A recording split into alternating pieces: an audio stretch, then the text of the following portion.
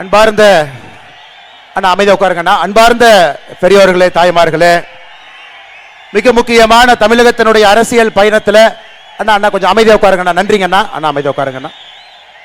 தமிழகத்தினுடைய அரசியல் சரித்திரத்தில் ஒரு பெரிய மாற்றத்தை உருவாக்கி கொண்டிருக்கக்கூடிய நம்முடைய மாநில தலைவர் அண்ணன் நயினார் நாகேந்திரன் அவர்களுடைய தமிழகத்தை சூழ்ந்திருக்கக்கூடிய இருட்டாட்சியிலிருந்து நம்மை காப்பாற்றி 2026 ஒரு பெரிய மாற்றம் வர வேண்டும். தேசிய ஜனநாயக கூட்டணி ஆட்சியிலே அமர வேண்டும். பாரத பிரதமர் நரேந்திர மோடி ஐயாவுடைய நல்லாட்சி எப்படி இந்தியா முழுவதும் இருக்கிறதோ அது தமிழகத்தில் இருக்க வேண்டும் என்கின்ற ஒரு பெரிய சிந்தனையோடு 54 இடத்துல, தமிழகத்தில் 54 இடத்துல இந்த யாத்திரையெல்லாம் முடித்து 13,000 பெட்டிஷனை மக்கள்கிட்ட வாங்கி லட்சக்கணக்கான மக்களை சந்திச்சு சமுதாய தலைவர்களிலிருந்து ஆரம்பித்து ஒரு நாள் முழுவதும் அந்த மாவட்டத்திலிருந்து எல்லா மக்களையும் சந்தித்து அவர்களுடைய நிறைகுறைகளை எல்லாம் கேட்டு மத்திய அரசு சம்பந்தப்பட்ட பெட்டிஷன் என்ன இருக்கோ அதையெல்லாம் மத்திய அரசிடம் சென்று கொடுத்துவிட்டு மாநில அரசினுடைய ஆட்சியை மாற்ற வேண்டும் என்கின்ற ஒற்றை பெட்டிஷனோடு இங்கே அமர்ந்திருக்கக்கூடிய நம்முடைய மாநில தலைவர் அண்ணன் நயினார் நாகேந்திரன் அவர்களே, என்னுடைய அன்பான வேண்டுகோள், நம்முடைய மாநில தலைவர் அவர்கள் ஒரு யாத்திரையை வெற்றிகரமாக முடித்துவிட்டு பெரிய சிரமப்பட்டு 54 இடத்துக்கு சென்றிருக்கின்றார். இது சாதாரண வேலை இல்லைங்க. காவல்துறை தடுத்திருக்கின்றார்கள்.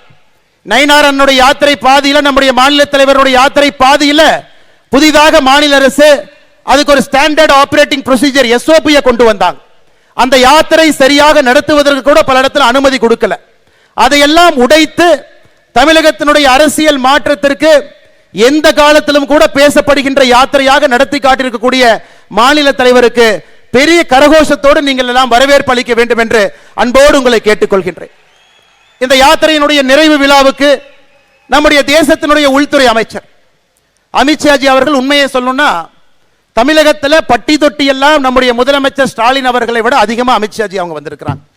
அவர் புதுக்கோட்டைக்கு இங்கே வர வேண்டும், ஏதோ நகரத்துக்கு வரணும், சென்னைக்கு வரணும், கோயம்புத்தூருக்கு வரணும் என்று வரல.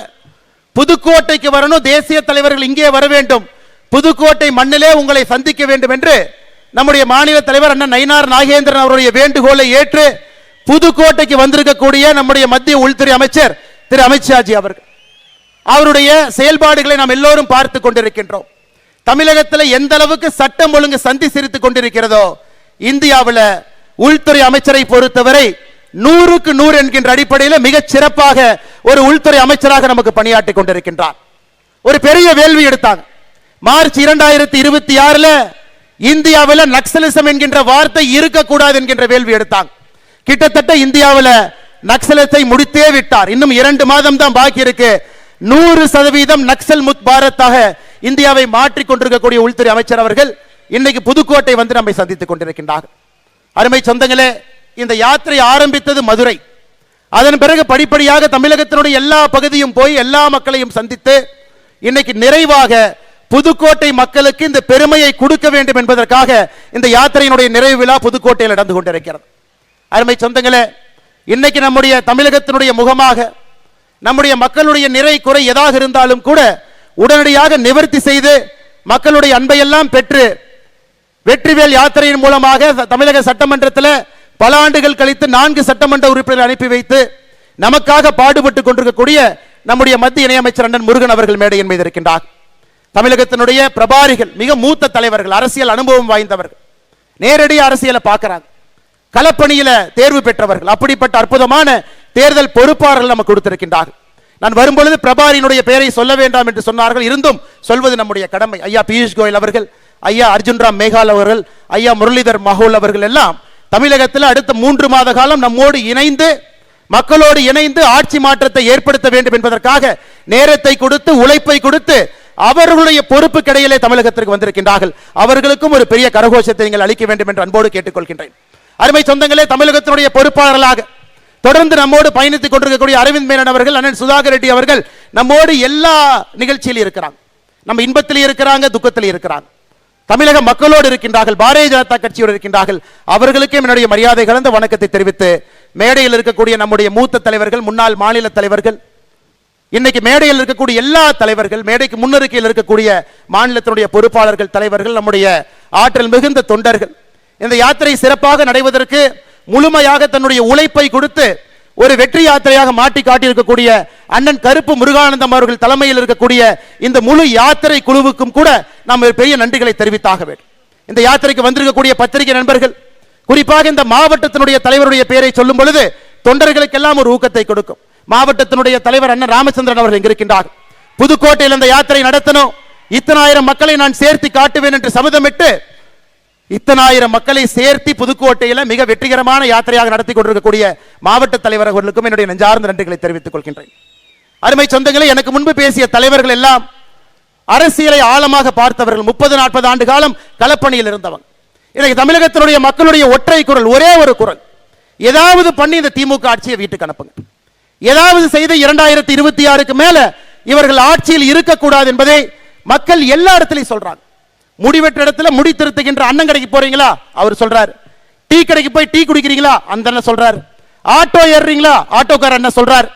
தமிழகத்தில் எல்லா தரப்பட்ட மக்களும் மேலே இருந்து கீழே வரை 2026க்கு பிறகு திராவிட முன்னேற்ற கழகத்தினுடைய ஆட்சி நமக்கு வேண்டாம் என்கின்ற ஒற்றை கருத்துல முழு தமிழகமும் இருக்கிறது. இந்த யாத்திரையினுடைய வெற்றியும் கூட அதை பிரதிபலிக்கிறது. நம்முடைய எதிர்க்கட்சி தலைவர் அண்ணன் எடப்பாடி பழனிசாமி அவர்கள் 200 தொகுதிகளை தாண்டி அவருடைய யாத்திரையும் வந்து கொண்டிருக்கிறது. நம்முடைய யாத்திரை நிறைவு பெற்றுக் கொண்டிருக்கிறது. இன்னும் 90 நாள் மட்டும்தாங்க இருக்கு. நிச்சயமாக நம்ம எல்லோருக்கும் தெரியும், மக்களுடைய குரலாக மக்களுடைய எண்ணத்தை பிரதிபலிக்கக்கூடிய ஒரு பெரிய மாற்று சக்தியாக தேசிய ஜனநாயக கூட்டணி களத்தில் இருக்கிறது. 2026 அந்த மாற்றம் நிகழ்ந்தே தீரும். அன்பு சொந்தங்களே, திமுகவை பற்றி எவ்வளவு பேசினாலும் கூட அது புளிச்ச மோர்ல புளிச்ச தண்ணியை ஊத்துற மாதிரி. ஏன்னா அவ்வளவு பேர் திட்டி தீத்துட்டாங்க, ரோட்ல இருந்து திட்டுறாங்க, வீட்டில இருந்து திட்டுறாங்க. அதற்கு மேல புருஷா நான் என்ன பேச போறேன், தலைவர்கள் எல்லோருமே பேசிட்டாங்க. சட்டம் ஒழுங்கு சந்திச்சிருக்கிறது. வீதியில ஒரு பெண் பாதுகாப்பாக, ஒரு சகோதரியோ தாயாரோ வீதியில எங்கேயுமே நடமாட முடியாது. ஏன், நம்மை பாதுகாக்கக்கூடிய காவல்துறைக்கு பாதுகாப்பு இல்லாத ஒரு அவல நிலை தமிழகத்தில் மட்டும்தான், இந்தியால எங்கேயுமே இல்லைங்க, தமிழகத்தில் மட்டும்தான் இருக்கு. பாதுகாப்பு கொடுப்பவங்களுக்கே பாதுகாப்பு இல்லைன்னா இந்த வல்னரபிள் செக்ஷன் என்று சொல்லக்கூடிய நம்முடைய பெண்களாக இருக்கட்டும், குழந்தைகளாக இருக்கட்டும், அவர்கள் தமிழகத்தில் எந்த விதமான பாதுகாப்பு கடந்த 4.5 ஆண்டுகள் நாம் பார்த்திருக்கின்றோம். அருமை சொந்தங்களே, இன்னைக்கும் தலையாட்டி பொம்மையை போல முதலமைச்சர் அவர்கள் அமர்ந்திருக்கின்றார். அவருடைய கழுத்து 2 பக்கம் மட்டும்தான் திரும்பும், லெஃப்ட் டர்ன் ரைட் டர்ன். இந்த பக்கம் சொன்னா இந்த பக்கம் திருப்பார், இந்த பக்கம் சொன்னா இந்த பக்கம் திருப்பார். என்ன நடக்குதுன்னே தெரியாம ஒரு முதலமைச்சர் 4 ஆண்டு காலத்தை முழுமையாக காலம் கடத்தி இருக்கின்றார் என்றால் அது தமிழகத்தினுடைய முதலமைச்சர் உயர் திரு ஸ்டாலின் அவர்கள் மட்டும்தான். 4 ஆண்டுகளை தாண்டி என்ன நடக்குதுன்னே தெரியாம ஆட்சியில் உட்கார்ந்து இருக்கிறாங்க. அருமை சொந்தங்களை, இன்னைக்கு சொல்றாங்க பொங்கலுக்கு 3000 ரூபாய் கொடுத்துறோம். அவங்க பொங்கலுக்கு 3000 கொடுத்தோன்னே நாம் அப்படியே கியூ கட்டி நின்று அவருக்கு ஓட்டு போடுவோம் முதலமைச்சர் அவர்கள் அந்த ஏசி அறையில் நம்புறாங்க. அன்பு சொந்தங்களே, நம்முடைய திராவிட முன்னேற்ற கழகத்தினுடைய ஆட்சி வரும் பொழுது 2021 தமிழகத்தினுடைய ஒரு ரேஷன் கார்டின் மீது 2,04,000 ரூபாய் கடன் இருந்துச்சு. ஐயா, நான் திரும்பவும் சொல்றேங்க ஐயா, இதை குறிப்பாக நம்முடைய சகோதரிகள் தாய்மார்கள் கேட்டுக்கிறாங்க. 2021 திமுக ஆட்சி வந்த பொழுது ஒரு ரேஷன் அட்டையின் மீது இருந்த கடன் 2,04,000 ரூபாய். இன்னைக்கு 2025 ஜனவரி மாசத்துல இன்னைக்கு நாம் பேசக்கூடியது ஒரு ரேஷன் அட்டையின் மீது இருக்கக்கூடிய கடன் 4,54,000 ரூபாய். 2,04,000 ரூபாய் ரேஷன் அட்டையின் மீது இருந்த கடன் இன்னைக்கு 4,54,000. எவ்வளவு ஏத்திருக்கிறீங்க? 2,50,000 ரூபாய் ஒரு ரேஷன் அட்டையின் மீது ஒரு குடும்பத்தின் மீது கடனை ஏத்திட்டு பொங்கலுக்கு எவ்வளவு கொடுத்தீங்க? 2026 22 0 பொங்கலுக்கு 1 ரூபாய் கொடுக்கல. 2023 எவ்வளவு கொடுத்தீங்க? 1000 ரூபாய். 2024 எவ்வளவு கொடுத்தீங்க? 1000 ரூபாய். 2025 எவ்வளவு கொடுத்தீங்க? 0. 2026 எவ்வளவு கொடுக்கறதா சொல்லியிருக்கீங்க? 3000. மொத்தமா 5000 ரூபாயை கொடுத்துட்டு 2.5 லட்சம் ரூபாய் எங்க தலைமையில கடன் வச்சீங்கல்லங்க ஐயா. அதனால தாங்க ஐயா திமுக நீங்க கில்லாடி. வெறும் 5000 ரூபாயை பொங்கல் என்று சொல்லிவிட்டு கொடுத்துவிட்டு 2,50,000 ரூபாய் கடனை ஏற்றி வைத்திருக்கின்றீர்கள். இந்த கடனை திமுக முதலமைச்சர் கட்ட போறது இல்லைங்க ஐயா. நம்முடைய குழந்தைகள் உழைத்து கடனை கட்டணும். நம்முடைய பேர குழந்தைகள் வரை கடனை கட்டணும். 9,74,000 கோடி கடன். இந்திய சரித்திரத்தில் எந்த ஒரு மாநிலத்திலும் கூட இவ்வளவு கடன் யாரும் சரித்திரத்தில் பெற்றது கிடையாது. ஆட்சிக்கு வந்த பிறகு 5 லட்சம் கோடி ரூபாய் கடன் 4.5 ஆண்டுகளை வாங்கி இருக்கிறாங்க. என்ன பிரமாதம்! கடனை வாங்கி ஆட்சி நடத்திவிட்டு அந்த கடனிலையும் 60% வட்டியை கட்டுவதற்காக பயன்படுத்திவிட்டு என்ன தம்பட்டம் அடித்துக் கொண்டிருக்கின்றார். எனக்கு முன்பு பேசிய தலைவர்கள் பேசினாங்க. நேத்து நம்முடைய அரசு அதிகாரிகளுக்கு ஒரு புதிய விதமான ஓய்வூதிய திட்டத்தை கொடுத்திருக்கிறாங்க. திமுகவினுடைய தேர்தல் வாக்குறுதியில் என்னங்க சொன்னாங்க? நாங்க ஆட்சிக்கு வந்தா பழைய ஓய்வூதிய திட்டத்தை கொடுத்து விடுவோம். நேத்துல திமுக காரன் தம்மட்டம் அடிக்கிறான், 60 லட்சம் பேர் பயன்பட போறாங்க, எங்களுக்கு 60 லட்சம் ஓட்டு வரப்போகுது. அருமை அரசு பணியில் இருக்கக்கூடிய சொந்தங்களே, நல்லா நீங்க புரிஞ்சுக்கணும்.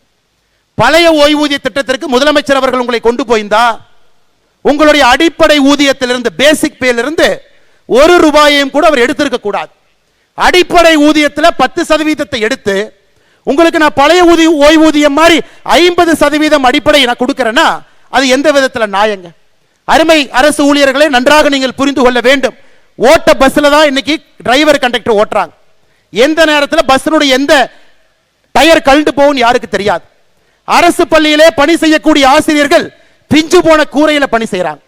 எனக்கு அரசு பணியில் இருக்கக்கூடியவர்களுக்கும் கூட நம்முடைய தேசிய ஜனநாயக கூட்டணி ஆட்சிக்கு வந்தால் மட்டும்தான் நீங்கள் வேலை செய்வதற்கு பாதுகாப்பான ஒரு இடத்தையே நம்மால் மட்டும்தான் கொடுக்க முடியும். அருமை சொந்தங்களே.